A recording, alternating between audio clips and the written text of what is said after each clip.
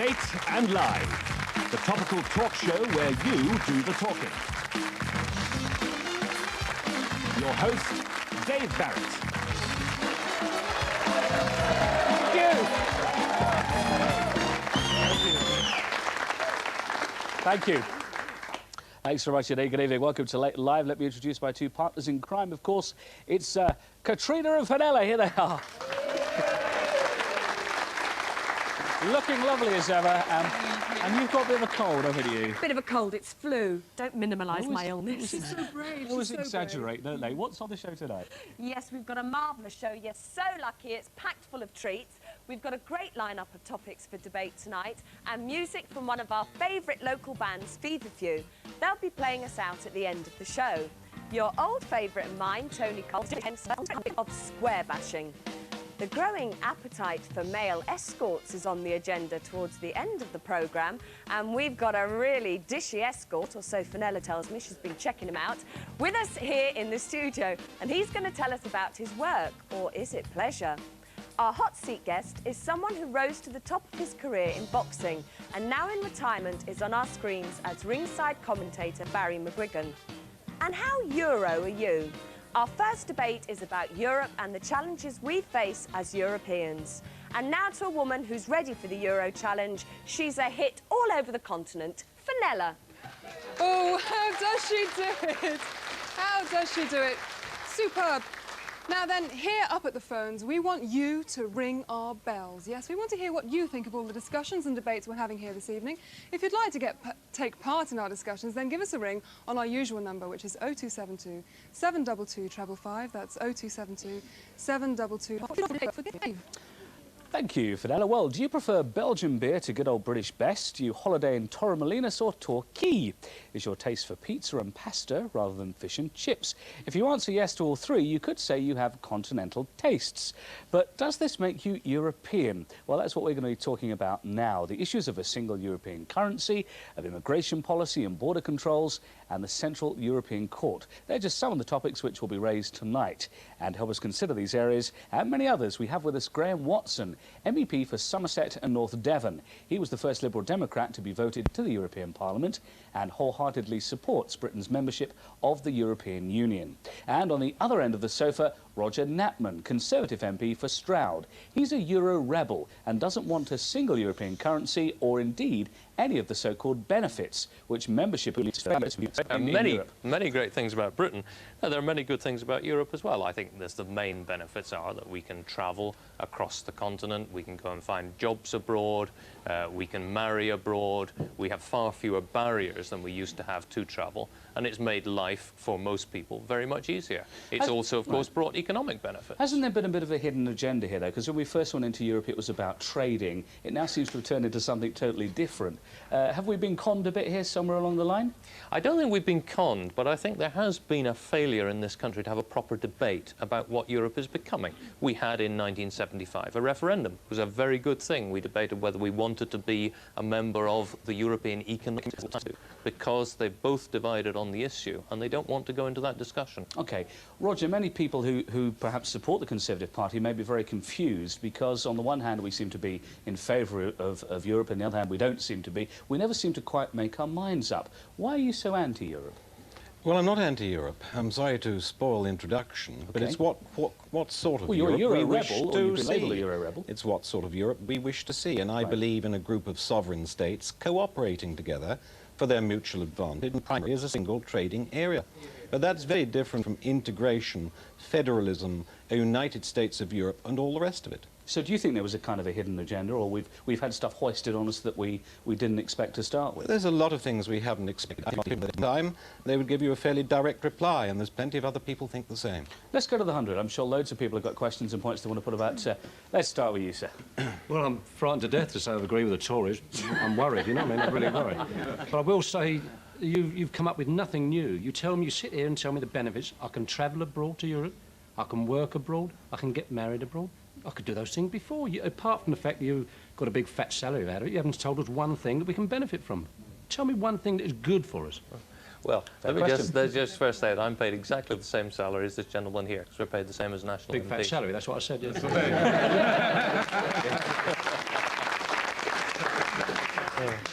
What's the good thing? I'll tell you one thing we've got out of it. We've got environmental standards that apply across the whole of Europe. Now, for example, in this country, we have less air pollution. Show our intelligence. Of course we would have done that. What do you think, we're stupid? Graham, isn't it fair to say, though, that the particular regulations that the British government doesn't like, they just don't follow? They ignore them. Absolutely right. To be fair, the British government didn't like these regulations and tried to stop getting regulations on cleaner air, but they were forced to implement them. Fully? They have actually done so, yeah. Fine. OK, more points. Lady there, yeah.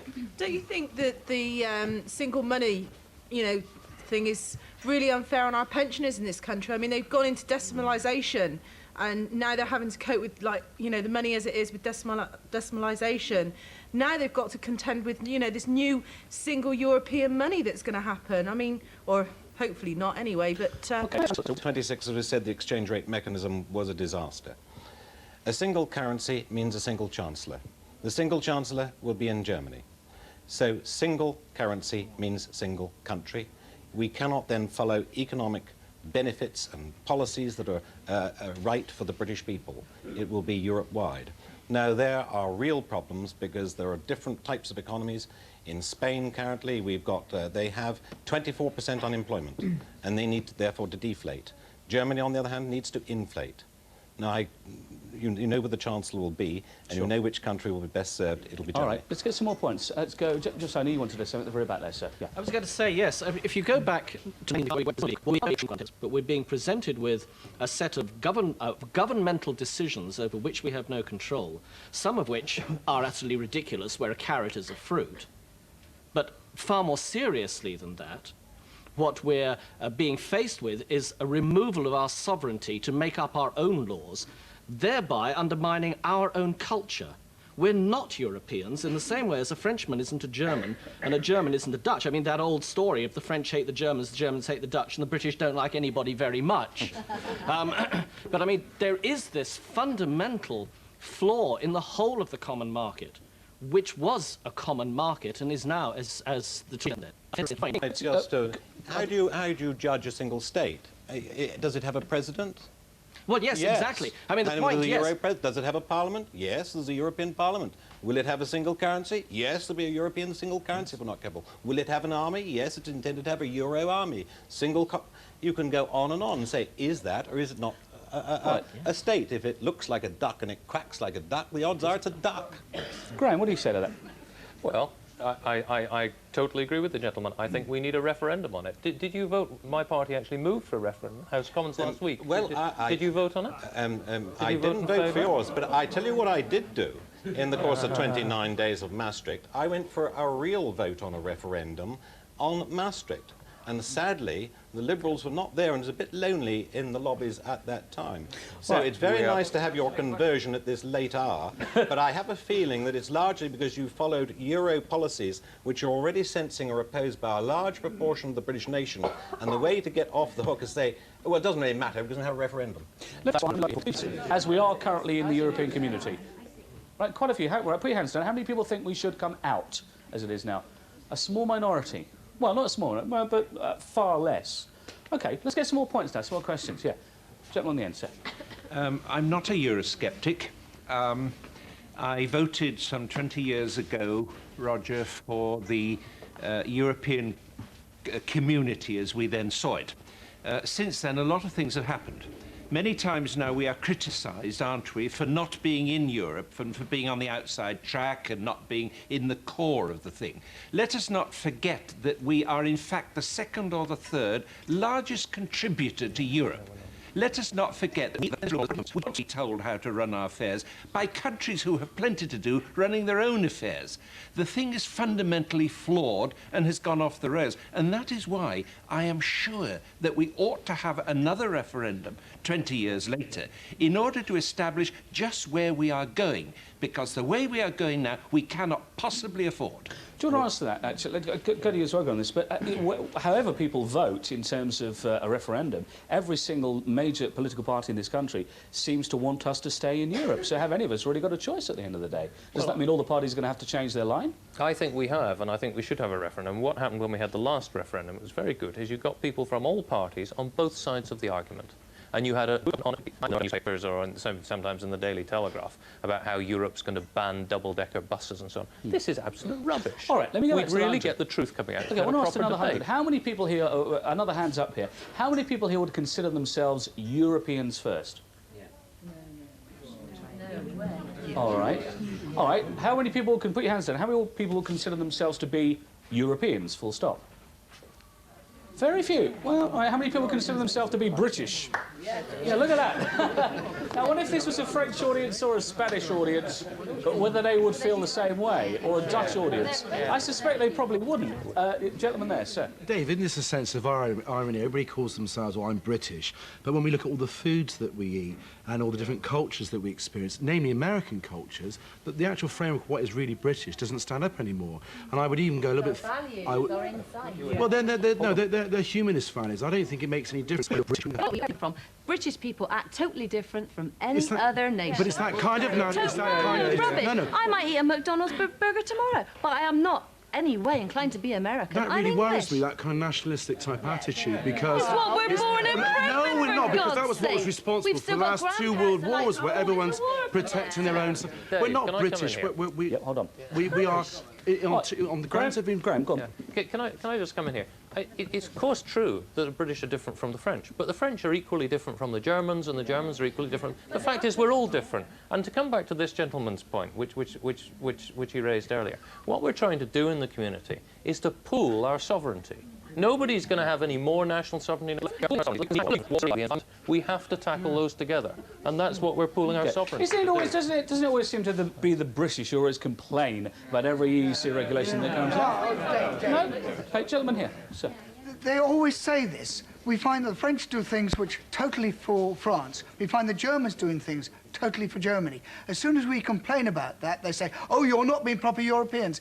If you listen to what the Germans said in 1870 when they went to war against France, when they were Prussians then, and in 1914 when they went to war against the French and the rest of us, in 1940 when they had Hitler in charge, if you listen to the things they said then, and then you listen to what they're saying now about giving Europe a leadership and wanting a united Europe, it is very, very similar. But isn't exactly We've got what no checks. Can I just say? Yeah. We've gone into a constitution. We've gone into Europe without any constitutional preparation, without any checks and balances. When the Americans have checks and balances, our Parliament has betrayed us because the House of Lords and the Queen, the monarch, have not acted as the proper checks and balances on the power of the House of Commons, and the House of Commons had no right to throw away our constitution. All right, lady there. Yeah, hi. What do you want to say? The only experience I've had with European legislations and things is that the English seem to cross their T's, dot their I's, do everything by the book, but the Europeans just say, load of rubbish. Why should we do it? And they go by their own ways. OK, let's go to the gentleman at the back there, sir. Yeah. I'm pro-European, but what really worries me is about going into Europe under the Tories, basically, because what's happening, because the way they've rejected the social charter, basically, this country's going to be like the sweatshop of Europe, like the Tories are saying. It's great, yeah, let's go into Europe, but hold on a minute.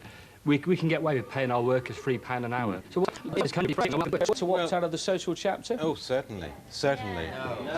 So you don't think our workers deserve protection? Let us just look at this. The growth economies are most certainly in the Far East, and they can undercut us in many ways.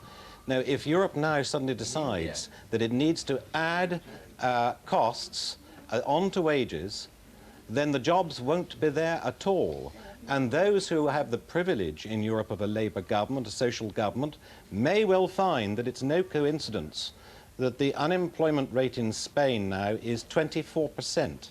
An unemployment rate of 24%.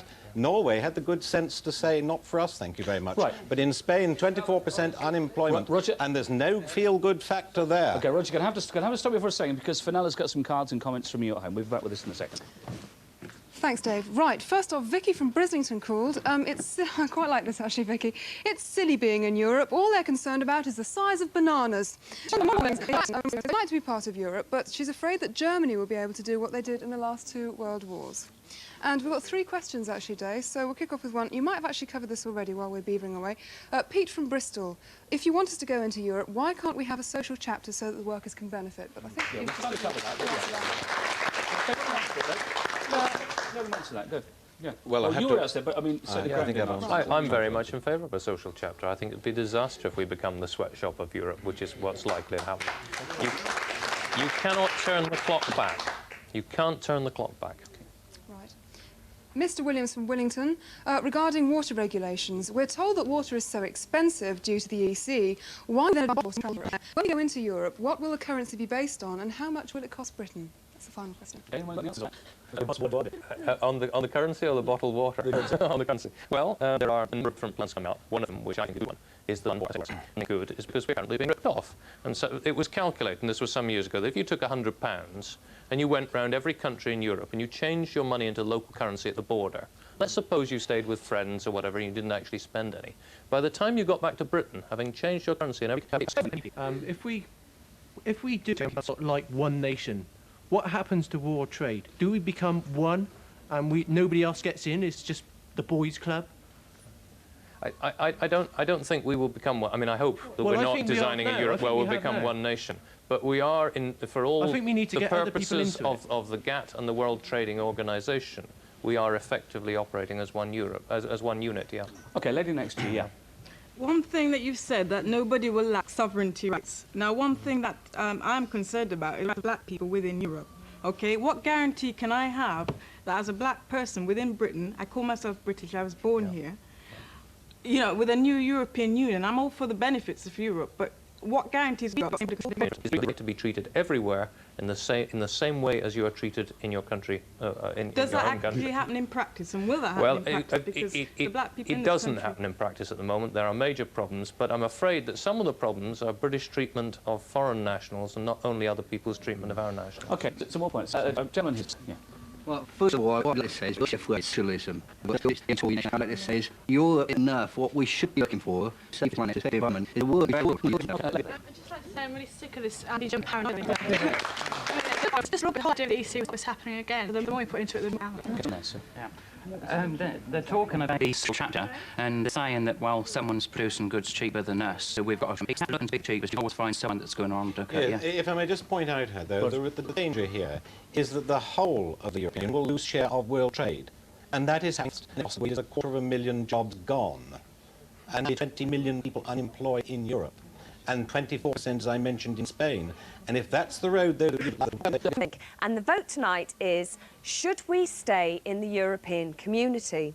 Now, if you think yes, we should stay in the European community, then you call 0891 400 601. If, however, you think no, we shouldn't stay within the European community, you dial 0891 400 602. This evening, you can keep your eye on how the vote's going by watching those flags. So get dialing, make my flags flutter. You've got 2 minutes starting from now.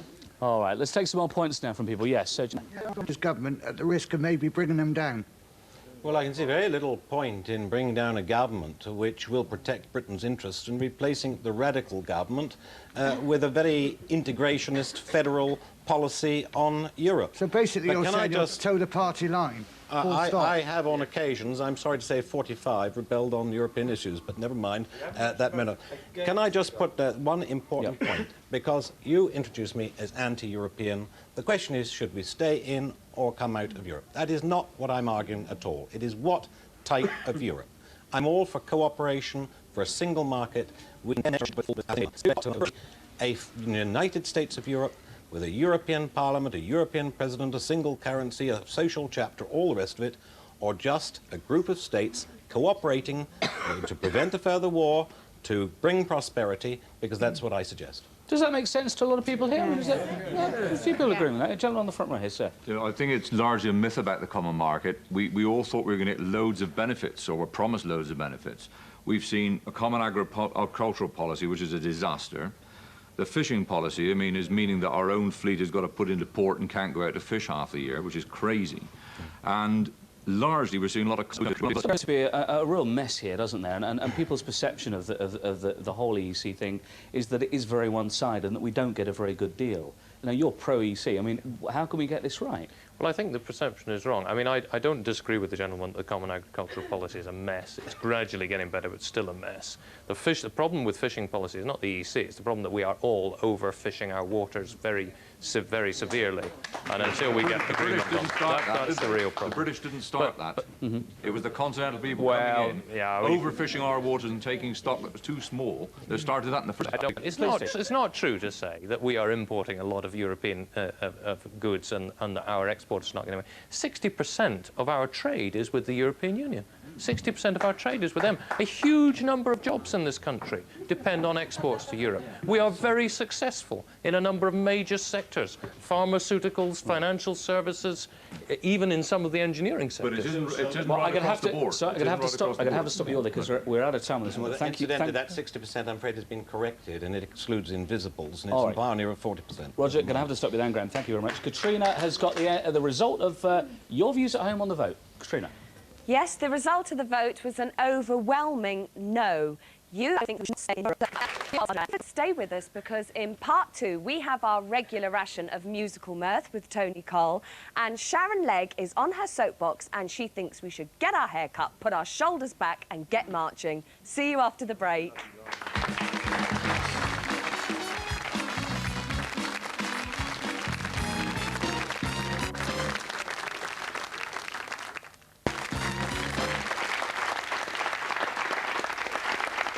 Hello, welcome back. Hello then. Now, have you ever heard the cliche that what young people need today is a little bit of national service to whip them into shape? I know, whip. What did you expect from me? Well, here to convince us that perhaps we could all benefit from that sort of... In an independence. Thank you. It's time that we gave them the opportunity to go out and get good training, to give them the opportunity to be good citizens in this country, instead of them being unemployed on YOP schemes where they're not happy, they go and collect the milk. It's time that we had an efficient workforce that society was proud of. It's time we gave the youth of today a sense of independence and responsibility. Young offenders should be made to do national service. People who go through military correction centres, only 6% re-offend, in comparison to 60% in our normal prisons. There's got to be something said for that. It's time we stopped wrapping our youth in cotton wool and got them out there to be efficient. Few resolute hands up here in the 100. Lady there, yeah. I agree with you on most of what you said, but not yobs. No. Conscription, yes, it's 16, maybe 18, to make a boy a man. But Right. we don't want yobs, we want men. That's true. Yeah. Lady next to you. I agree with most of what you're saying. My husband's been in the army since he left school. I don't doubt him for that. But 99% of them go for their interviews and get refused. I know that for a fact because 2 of my brother-in-laws have both recently been refused after their 4th time. And they're not yobs. No, I'm sure They're decent, hard-working men. Gentleman at the back, sir. Sorry, there's two types of... Go to Northern Ireland and shoot innocent people. Now, you're calling me a yob. I'd much rather hang out on the street with my mates than go to join the army, join national service and train how to kill people. It makes me sick. Can I suggest, as a former member of the armed services, it certainly did me some good, and I'm sure it would have the same effect on many other youngsters. Point being that the armed forces of today are a highly trained, motivated and professional force, and that's primarily because they're volunteers. If you diluted that with jobs, conscripts or whatever, you then dissipate the effect of that service, and really you need something of a 2-tier structure where you can perhaps have the volunteer, highly trained fighting force and have another one under it. That's a fair point, Sharon, isn't it? It's a fair point, and it's a good point, but the thing is that we would have people to do something here that maybe they may not want to do. Greece, Israel and many other countries do it without any problems. Well, Greece certainly isn't a country that's particularly high on civil rights, but still. Gentleman there. Having done 14 years in the army myself, I can agree with the gentleman down here. 1 volunteer is better than 10 pressed men, and you'll find that you will end up with a rigid 2-tier military force. You'll have the ones who want to be in there, but they are the ones they'll have to train to do the training and not do their job. And the ones that you're going to have doing the jobs they're doing at the moment are the ones who've been conscripted, and they don't want to be there, so they ain't going to be doing a very good job about it. Gentleman on the front row, sir. Why not have the American-style military-run correction centres for the yobs? OK, interesting. Lady next to you. Is there any reason that they have to do a military? On these YOP schemes and works experience schemes where they're sent out to empty the bins with and collect the discipline, milk. there's no discipline They're not in those collecting laws. collecting the milk. It's not the way to train the youth of today. We've got to give them the chance to have skills. Gentlemen on That's the right. gentleman on the end, sir. If I'm going to have to shave my head off, right, all my hair off, it'd be less to follow what you're saying and become a murderer. It'd be more in the footsteps of Che Guevara. No, but I'm not asking you to go out and murder. Lady right at the very back there with the gold jacket on, yeah. What bothers me is, OK, you're going to have them in the services, which we really don't need. We don't need extra military people. But what are you going to do with them at the end of it? There are no jobs, so they're going to come out, and what's going to happen to them? But there are no jobs. I didn't say And they all were. They certainly would, some of them, benefit. And I can assure you that a regimental sergeant major to look on a Monday morning to be pointed at, looked at and shouted at is something to be feared, and he would remember that for the rest of his life. Wouldn't there be a lot of people who might be a bit more sensitive that this could do a lot of damage to? No. Yeah, we've got rats in cotton wool. Oh, no, just, you know, the gentleman on the front row, sir. Yes, thank you. What's wrong with being sensitive, for God's sake? We've just reduced military spending, and the money saved is called the peace dividend. Now it's being suggested that we should spend the peace dividend on enlarging the army by conscription. I would like to see that citizens who won't need to be conscripted. Lot of agreement there. Sir, gentleman here. Yeah, I'd like to call on this chap here. He said one volunteer, right, is worth like 10 people who are press ground in there. There's a lot of black soldiers who've been in the army, right, and had a lot of stick, right, and they volunteer to go into the army, right, and serve their country, and they get so much stick, right. I reckon that's wrong. You know what I mean? Old-fashioned, they talk about going back to basics and learning the old-fashioned basic, the good things in life, you know, going camping and learning things, you know. But the young kids today, my village, they haven't got a scout group anymore. They haven't got a Cub Scout because the youngsters don't want it, you know. I think we take the point. That was good old-fashioned training in those days, and venture scouts as well. And hands up who was in scouts and venture scouts and guides and brownies, everybody, right? And it does you a bit of good, you know. But the kids today don't want to do it. Okay, let's go, gentleman in a little bit. The respect comes from example from your elders, your betters, your peers. How can you expect the army to do that? The army is a very, very professional, excellent Let's give Sharon the force. final word on this, because we're almost out of The time. deterioration has come since we stopped national service in 1958. The last 3 generations have missed out on this, and that is when the problems occurred. Well, that's all we have time for. Let's have a round of applause for Sharon on the sofa. Hello, Sharon. Thank you. Right, well, it's time for this week's song from our very own Tony Cole. And you've got ideas of conscription, but of a slightly different nature tonight, yeah? Yes, that's right. I was thinking about the idea of conscripts being used for community work of various kinds. And that's what the which I song's thought about. would be very useful. Take it away. Here we go. But now my life has turned upside down. I'm born again, you see. I've been conscripted for social tasks, and guess what they've given me? They've put me into the turd patrol. It's thrown away my blues. I love my life in the turd patrol in search of doggy-doos. I march along with the cheery song, alone or in a group. The kids all say hip hip hooray, here comes the man with the scoop. I did my best from the world to hide, back then in the days of yore. But now I'm bursting with manly pride in the canine sanitary corps. We're outward bound to rid the town of nasty bits and pieces. Our uniform is a sandy brown, the colour of canine feet. To rush, I am the man who holds the pan. Next week they give me a brush. Now pit bull terriers I can quell, sometimes with a single word. And when we go into overtime, they pay us time and a turd. I'm cleaning up the environment, a good thing you'll confess. We have a motto we wear with pride, with us you do not mess. They've put me into the turd patrol, the pride of all the parks. You can tell which one is the sergeant, he's the one with the 3 skid marks. I love my life with the turd patrol, I keep telling me chums, no longer will I spend my time with a bunch of low-down bums.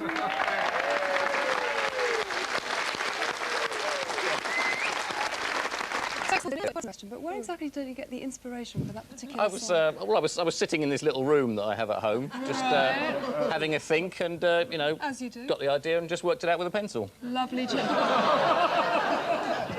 Lovely job. Nice bit of laboratorial humour. That's what we like. Tony, there'll be more from you next week. Right. Can't wait. Thank you very much, Cheers. Tony. Super duper. Now, we've got to take a break now, but we'll be back with a boxer on the hot seat. Yes, indeed. Barry McGuigan had his first fight at the age of 12. Bit of applause. Yeah, why not? All right. There'll be more later. And went on to become world featherweight champion. He's with us tonight to demolish all those cauliflower ear myths. See you in a few minutes.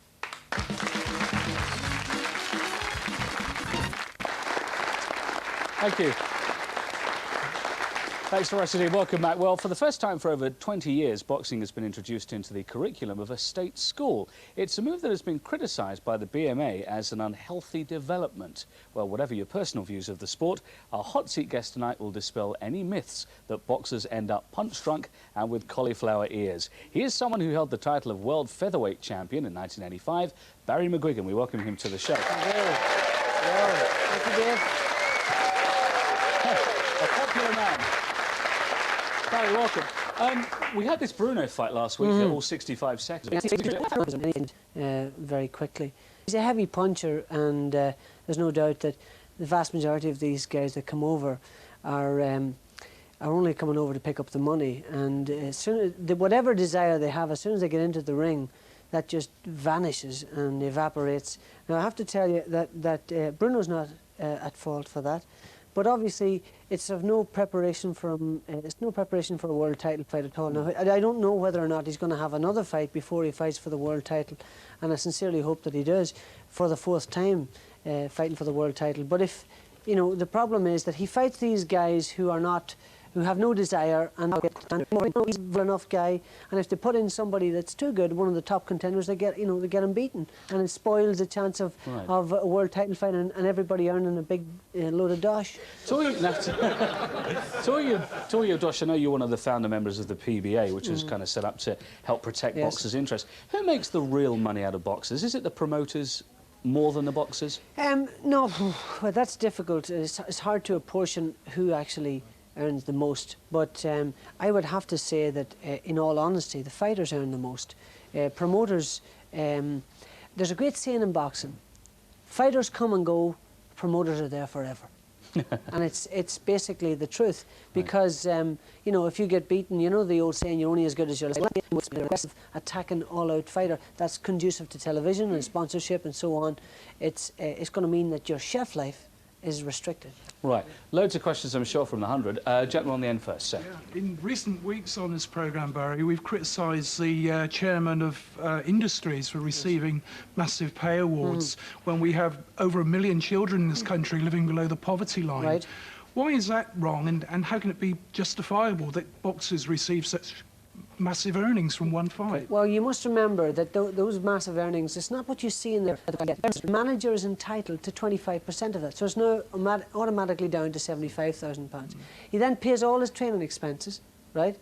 And then he pays the inland revenue. And then he pays the Board of Control, and then he pays the WBC or the other sanctioning bodies. So basically, he comes out with 49 to 50% of that overall figure that you all see in the papers. So although, you know, it's not what you see, you know, obviously... 50 grand's a lot of money. Well, of course it's a lot of work. But it's not 1 minute's work. Forget about the 1 minute's work.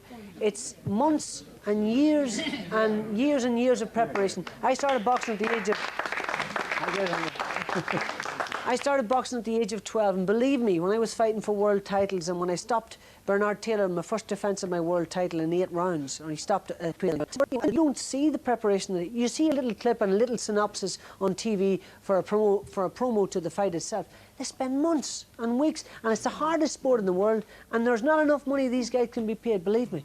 OK, let's get some more questions. People haven't asked it yet. Gentleman over there, sir. Yeah, with the glasses. Yeah, Barry, can you just tell me, I mean, as a boxer, do you really care what happens to your opponent, or are you in it really just for the money, like you... What are you on about? Can you address the balance of that question? Are you asking me, do I care about my opponent? No, not...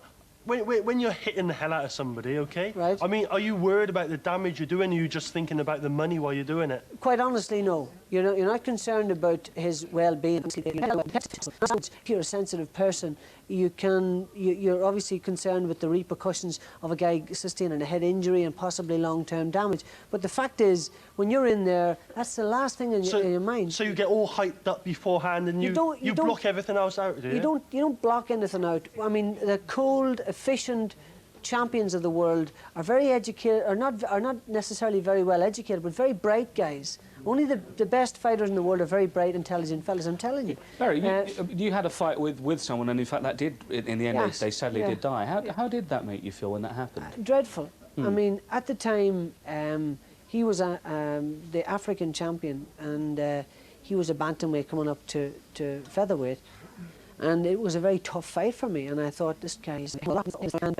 Obviously, I heard afterwards him saying to his corner or I heard that he said to his cornerman that he felt I was too strong for him and he wanted out. But they said, look, he's tired himself, give it another round and let's see. So in that 5th round, I took a rest, and in the 6th round, I started again and I walked him on to what I considered to be a good punch, and he fell on his face, and the referee counted and the fight was over, and basically the poor fella's life was over, and I had a dreadful time coming to terms with that. And it sort of happened in a twofold situation. I was out for 3 months to begin with, then I had another fight. And did it make you feel kind of like you didn't want to go back to fighting? Yes, of course. Yeah. I had a real dilemma and a real difficulty. Completely and utterly, and therefore that was the only way I could earn a living. So you had to move on. Well, we've got loads more questions, so let's try and take some more. Gentleman at the very back, sir. Yeah, do you think that, in view of what you just said, do you think that Chris Eubanks lost the edge since Michael Watson? Do you feel that he's lost the killer instinct that he once had? I don't believe he has, no. And I'll tell you why. I don't believe that you can lose your killer instinct. I mean, and that is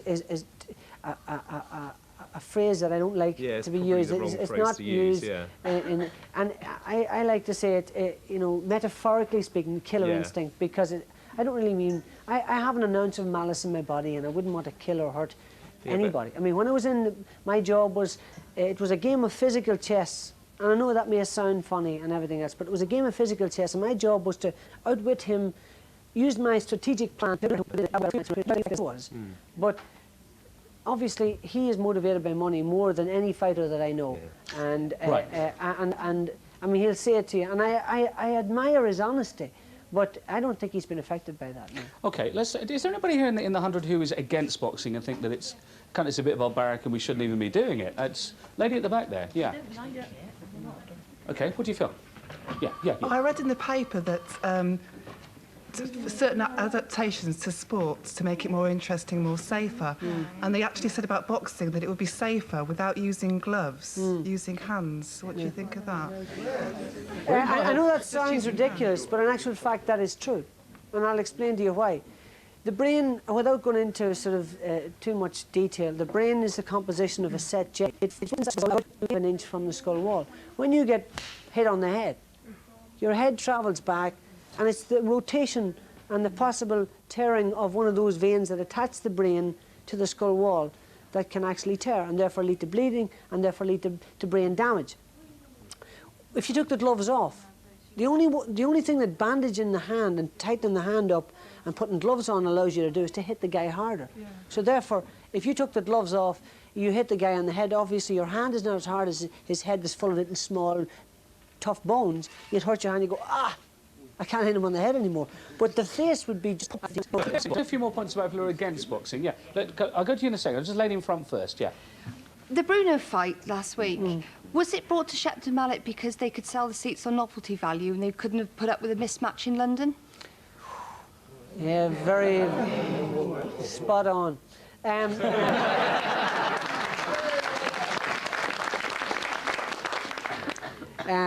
No, I don't mean that.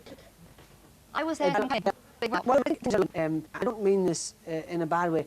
Most of the top names in celebrity are never sport or popular down here. Therefore, the catchment with all his is area too. He was in fact too. So the crown police sold it times over. You know, we can't blame Bruno at the end of the day. It's just in a fight. Okay, Katrina's got some questions from you at home. Katrina.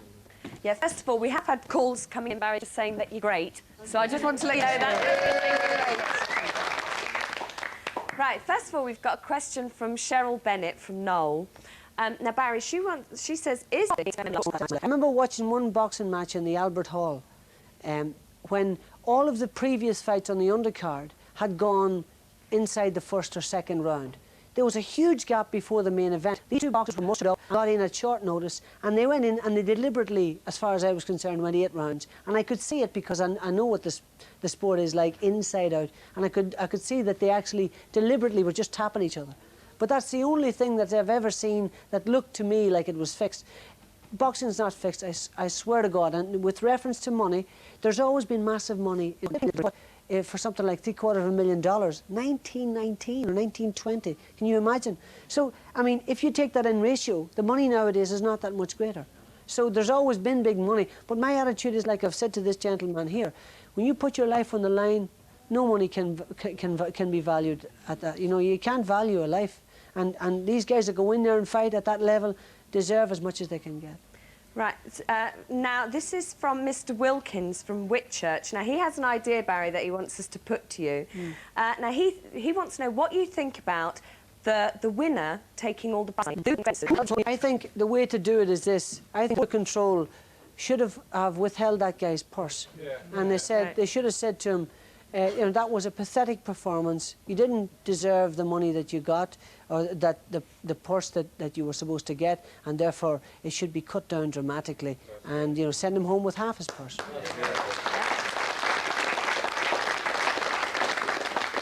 Right, this is our last question. It's from Hilary in Bristol.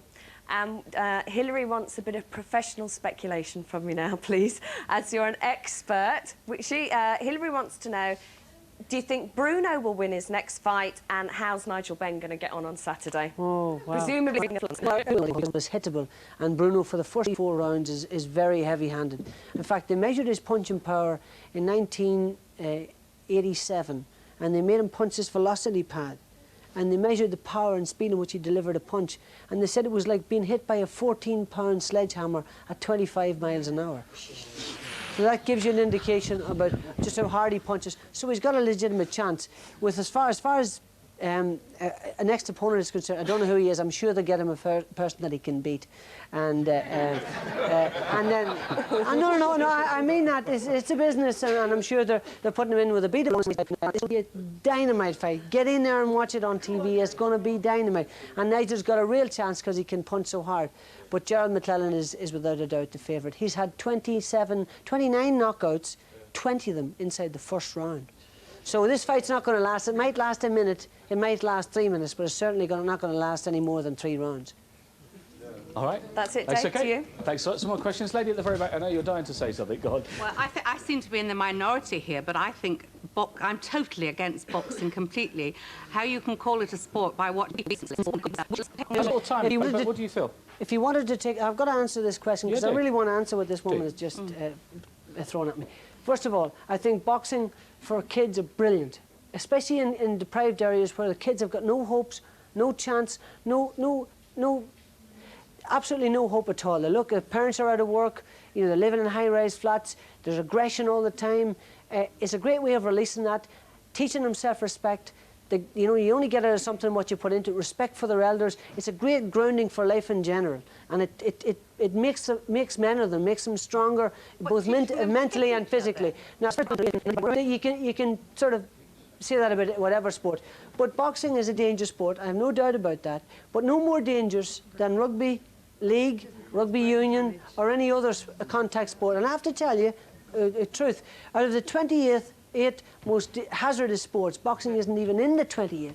Right. For the Royal Society for the Prevention of Accidents, and that's the truth. And at the end, can I just finish this, David? And say, of course you at the end of the day, if people want to box, they're entitled to do so. People say, oh, it's not morally acceptable for 2 men to punch each other.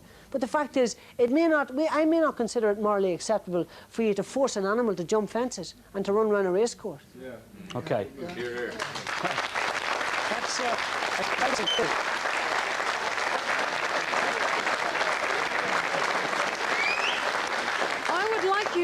I'd like to introduce you, rather, to Joshua. Hello. Hello, Joshua. Hello, Joshua. This is a man who can wine you and dine you in the most exclusive restaurants. Yes, indeed. Ah, yes, but can he put up shelves? Well, he can actually pour the wine in the correct manner. But Fenella, is he any good with a lawnmower? He can light your cigarette. Yeah, but what about a Black & Decker? Well, he can actually tell you how beautiful you look this evening. Ah, what's the catch? Well, he comes with a price. Kitty, have we got enough in the kitty?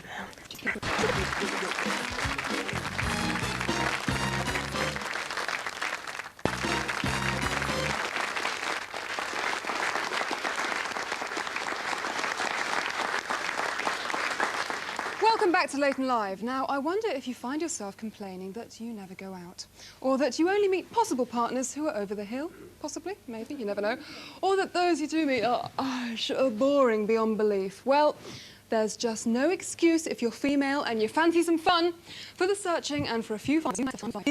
With Joshua, we'd like you to meet Bill Glenn. He runs an exclusive escort agency in London and is used to handling some pretty rich clients. Right. Actually, if I could start with you, Bill. I mean, won't many people say that what you're really running here is actually just a bit of an upmarket knocking shop, basically, without putting too fine a point on it? Right. Well, I hear applause for that, so it's obviously a widely held opinion, but I'm afraid I have to disabuse you. Okay. First of all, we're not a shop. We are a very...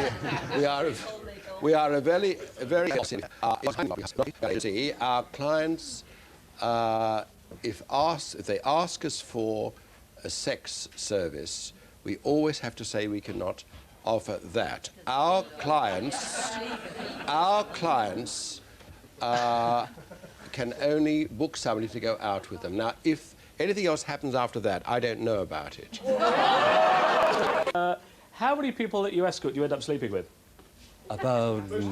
What percentage? Yeah, about 90%. 90%? Yeah. Now, I gather the way you charge them depends on a number of different aspects. Could you explain, you want to explain your price list to us, your charging system?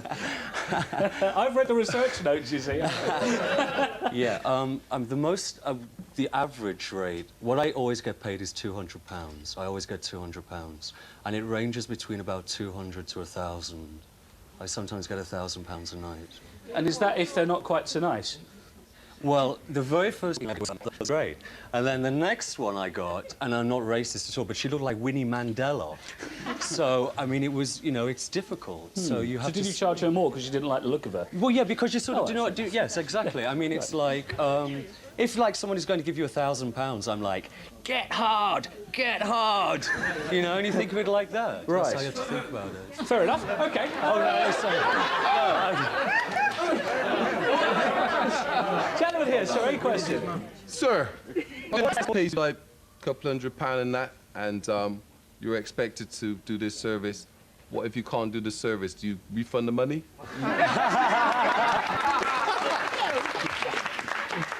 What you have to remember as well is that they're not just paying you for sex. It isn't just for sex. I mean, I spend most of my time in the States, and I escort very wealthy businesswomen, or women who are married to very wealthy businessmen. And some of these women have been incredibly hurt, you know, and so, like, what I try and do is let them have a good time, you know, make them feel good about themselves. OK. Can I just ask, how many ladies here would use the services of someone like Joshua here, if they could, you know, discreetly, if they were able? Well, I don't know, you know, nobody's watching.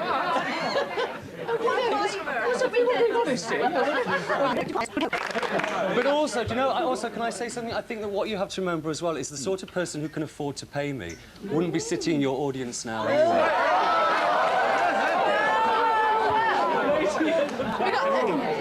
Have you got a girlfriend? Yes, I have a girlfriend. So who said Well, that? she is a porn star. Yeah, have you got a girlfriend? Yes, I have a girlfriend. And what does she think about your business? What you do? The way I started, the way it all started was my girlfriend used to be a glamour model. This is an old girlfriend of mine, yeah. So she used to do things like Penthouse magazine. And one day, I was with my girlfriend, and I was actually touching her. I became very aroused. And the photographer said to me, Oh, my God, you're hung like a horse. Oh. You should do... They hate it, don't they? Now let's just... No. So let me finish. So he said to me, you should really do porno. You should do porno movies. Now, can we just... No, let me finish. So they said you should do porno. So I went into porno in the States, but I was lousy at it. So, no. Because she knows she knows that it's a job. It's like work, you know, it's like... Wicked.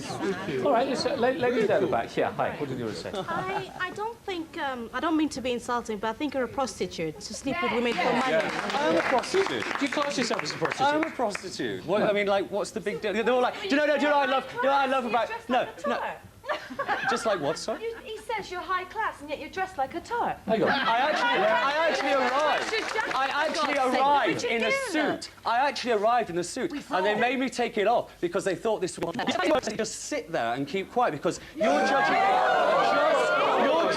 just on the way I look now. You yourself as high class, don't dress like a tart. You should have stayed in your suit and you should have demanded to stay in your suit. Say, I am not a little slut, all right? I want to stay looking high class. You're not high class sat there, sorry. I did think you only wanted to come on in your underwear at one point. So you sit there and shut up. Fresh, quick, Dave. But let's go. Well, I mean... Bill, I mean, sorry. Figure, and why shouldn't he? He does not come out. That's actually not. That's not. I have to say that is not true. But anyway, well, if someone, all right, let me ask you, Bill. If somebody wanted to find an escort, how does it actually work? How does the system work? That I can tell you very easily. There are about 3 ways of doing it. We have a line that they can phone, which is advertised, and they can listen to the various escorts introduce themselves, describe themselves, and if they want to meet one of those, I get them to phone them. It's only a book. If they book somebody, the agency fee is £60, and whatever the arrangement they make with the escort are their own business. But I really must emphasise that all our escorts, despite this talk of prostitution, as far as I'm concerned, all our escorts sign a contract to say that they are engaged to accompany clients to a place of public entertainment, and I always emphasise an L in that word. Whatever else happens afterwards is their own business, and if I have to say that... Well, he's not breaking the law. No, is he going to keep him on the books? Are you going to keep him on your books? What he does is his own business. Oh, cop out. Business. All right, let me just stop. How would someone like you making a good deal, let's say, if you want to be slightly less precise? Probably about $250,000. Really? Yeah. It's a lot of dosh. OK, yep, lady here, go on. If you had a big, pretty woman to go out with... Big? Yeah, a big, pretty woman. Oh, I don't care about... Not impulsive. Oh, no, I don't care about how like big... her. No, but sure. Yeah. No. Hang on, right? And then you had a skinny woman. Who would you have the more fun with? It is also rather personal. Sure. I mean, looking at you from here, I mean, regardless of what anybody says in here, and you can't argue it, you're a very handsome man. But what are you going to do?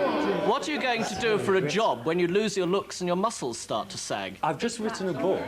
Yes, but what will you do when you retire, even if you're very rich? Oh no. Oh, what would I do?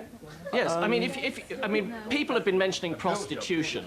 Well, I'm not going to suggest you're a prostitute, but if you look at prostitutes who are at the end of their career, it's a very sad sight indeed. Well, no, I think that's probably... How do you see I think they're yourself? probably the sort of prostitutes that you see that, like, go on the television and they're at the end of their career.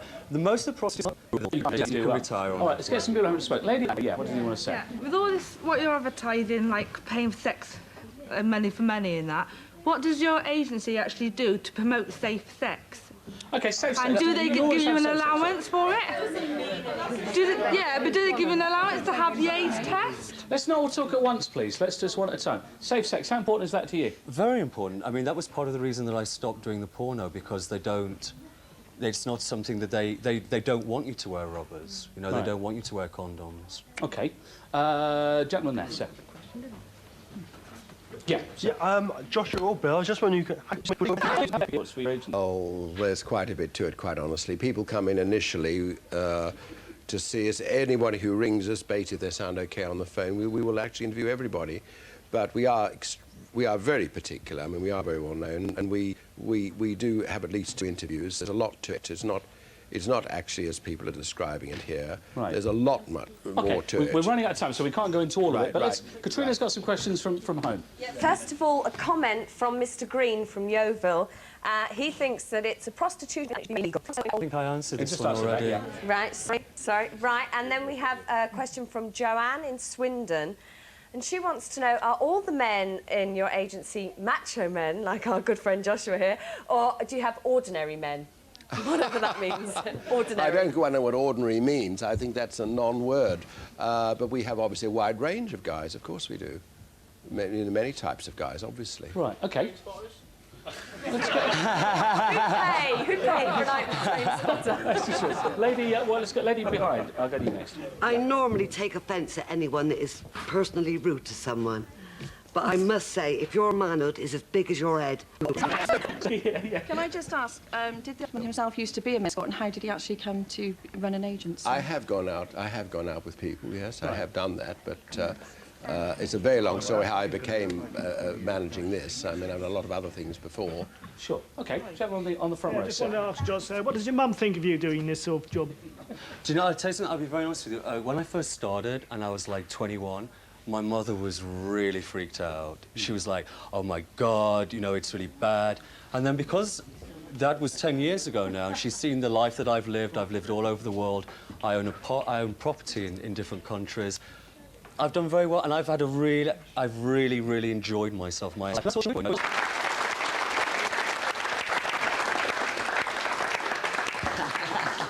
got time for. At the end of another Late and Live. Yes, and we're not too disappointed that we didn't get enough money together to do some research with Joshua. It's OK, though, because I found a guy at the back who'll do it cheap for you, so you'll be all right, don't worry. Marvellous. Well, while we look into that, we want you to give it up in a big HTV kind of way for our wonderful band, Feverfew. See you next week. Bye-bye.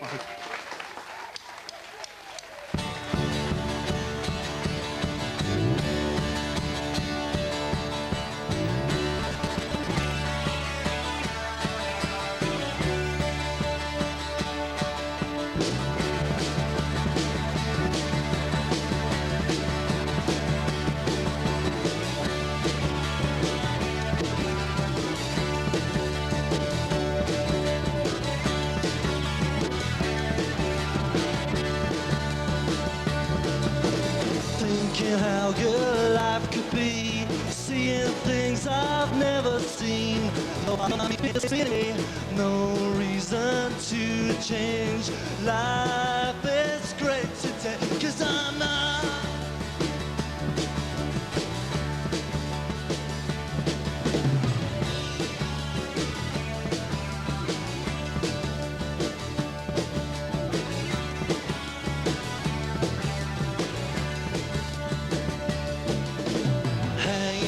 To memories only leads me to believe that there's something wrong with me, but what could be more right with me?